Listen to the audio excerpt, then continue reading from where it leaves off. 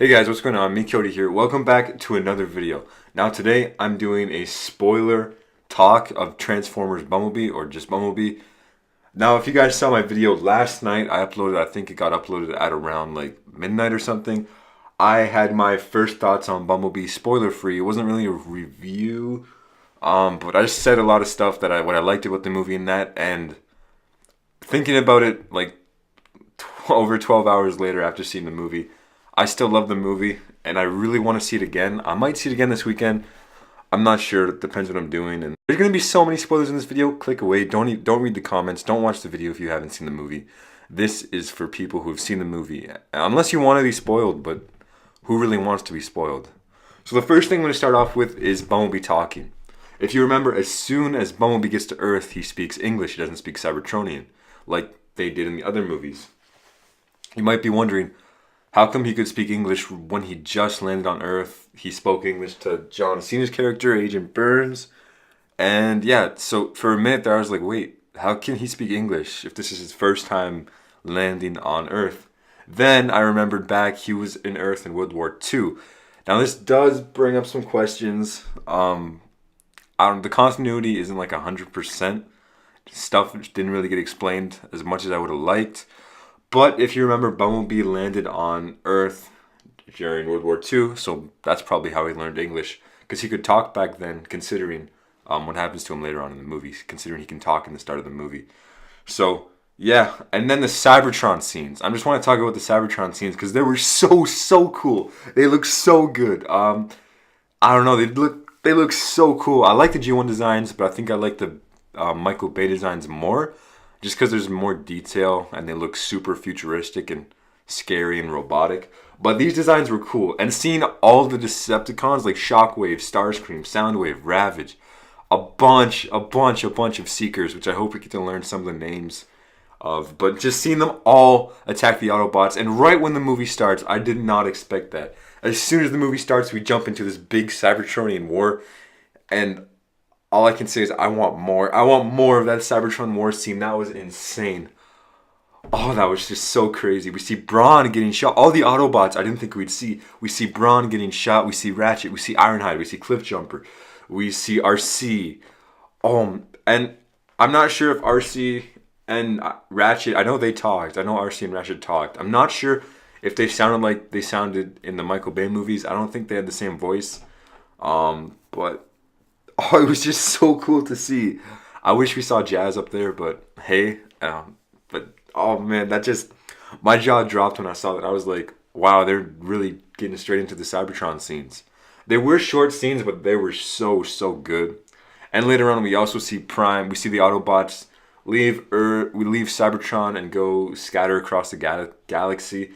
And then we see Prime and a bunch of Decepticons just like gather up on him. And it's just Prime and a bunch of Decepticons.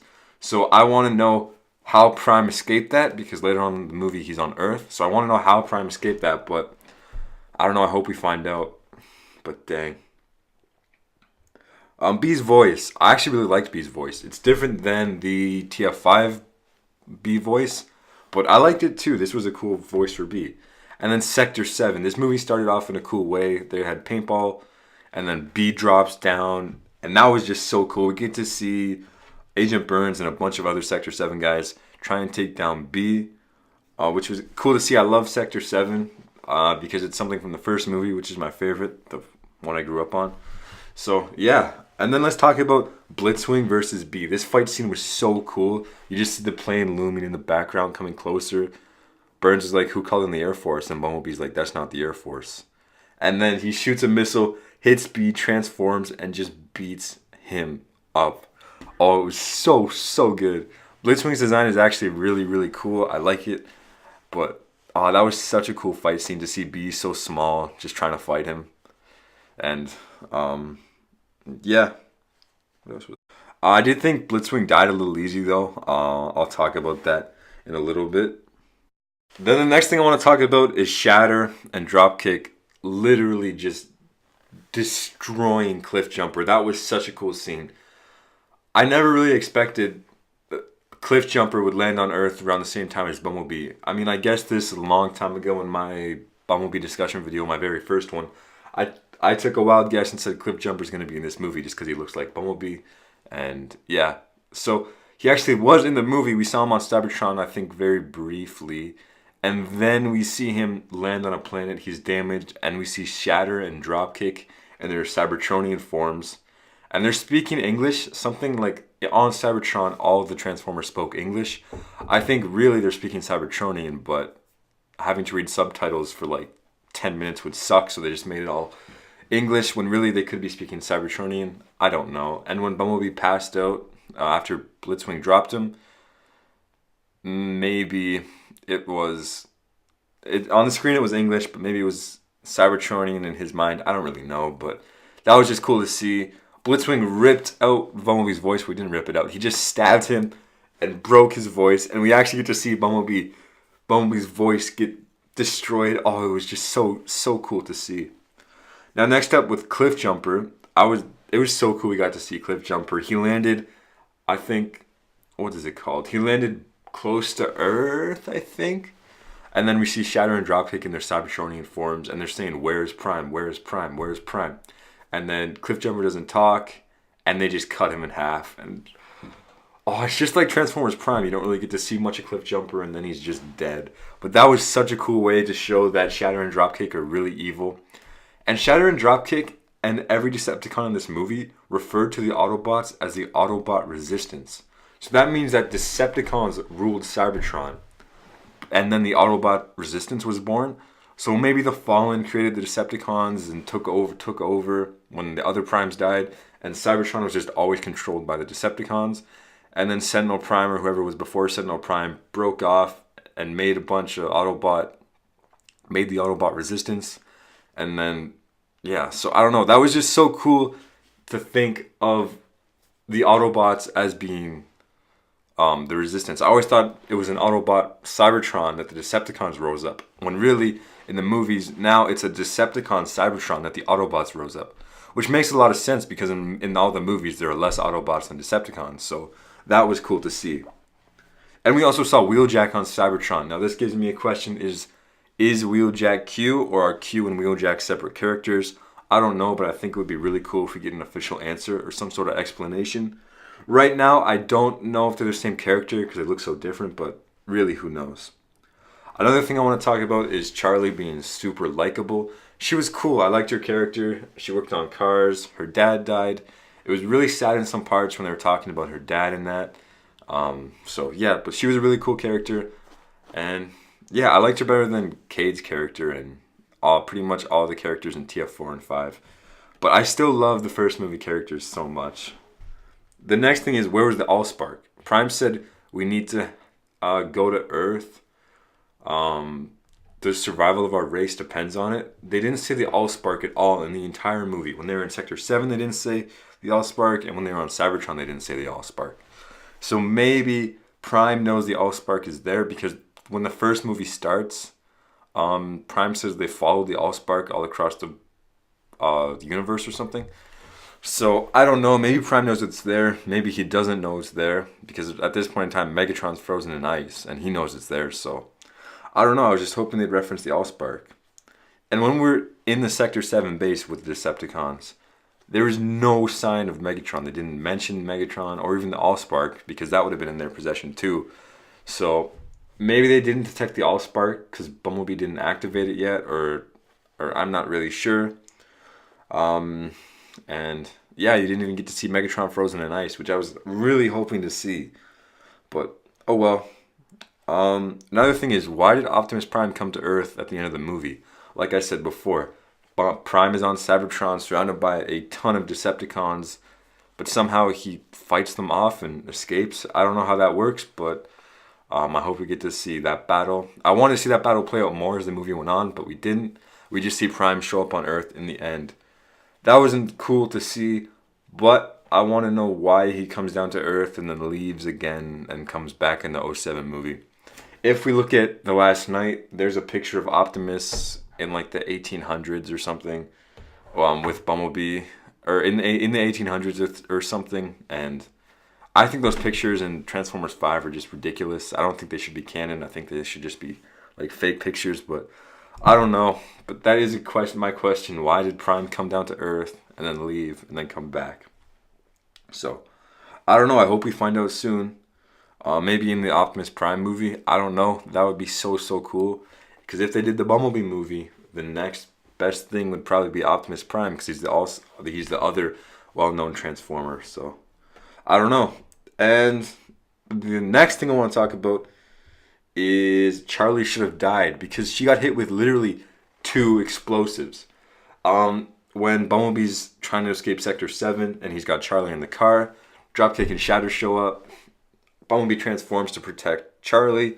I think Dropkick shoots a missile at Bumblebee, and there's a big explosion, but Charlie's pretty much fine. That one I guess I'm okay with because B was there to shield her.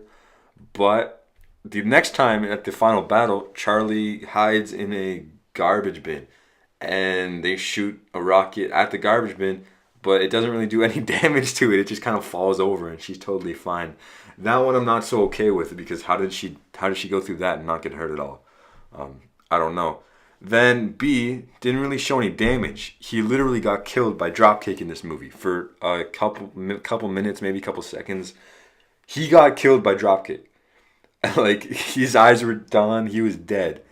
But somehow he showed like little to no damage. He showed like dirt and scuffs, but there was really no damage on him. He wasn't bleeding energon. He didn't have gashes in him. Like you'd expect if you just got shot, you'd have a lot of damage on you. But no, Bumblebee really didn't. So I didn't really like that. That was one thing that kind of bothered me.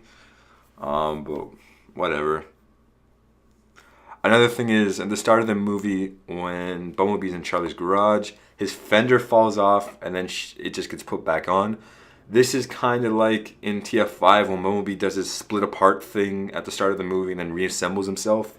Which another thing I really don't like that B did that, but maybe it's showing that he could do that all the way back in the 80s too, with his fender falling off and kind of going back on. But I don't know, that was just my thought during that. And the final thing I really want to talk about is the Decepticons died too easy. I was okay with Shatter's death because she got crushed between a huge ship and I think like a cement wall or something. That made sense. I was okay with that. But Dropkick's death and Blitzwing's death, I did not like. Because you see like a rocket hit Bumblebee in the start of the movie from Blitzwing, and it doesn't really do a whole lot of damage on him. But Bumblebee takes the rocket, puts it inside of Blitzwing, which I guess he like put it in his chest or something. So maybe since it was inside of Blitzwing, it did more damage. But I don't know, that just kind of seemed like an easy way for him to go out. I was hoping we get to see a bit more of Blitzwing. But oh well, it was a cool fight overall, and he kind of had to die. They weren't going to let him live. But Dropkick's death kind of bothers me. It was teased in the trailer. Actually, all three Decepticon deaths were teased in the trailer. I only got spoiled by Dropkick. I did not see the Blitzwing one or the Shatter one. So yeah, but the Dropkick one sucked because he's in his helicopter mode. Bumblebee throws chains on him. He gets caught up in the chains, transforms, and he says, "You think these chains can stop me?" Bumblebee pulls the chains and he just blows up. To me, that was like a sideways death.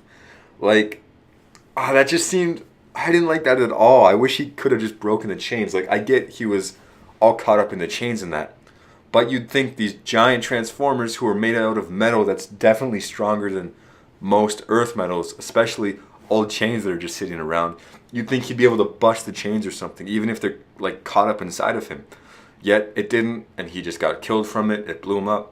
So that was a little disappointing to me, I can't lie. But oh well, I'm cool with Cliffjumper's death. That was a cool death. Shatter's death makes sense. Blitzwing, I wish he lived a little longer. And Dropkick, I didn't think that was that cool of a death. And when the Decepticons, we actually see Decepticons just shoot humans and they turn into like a ball of like slime.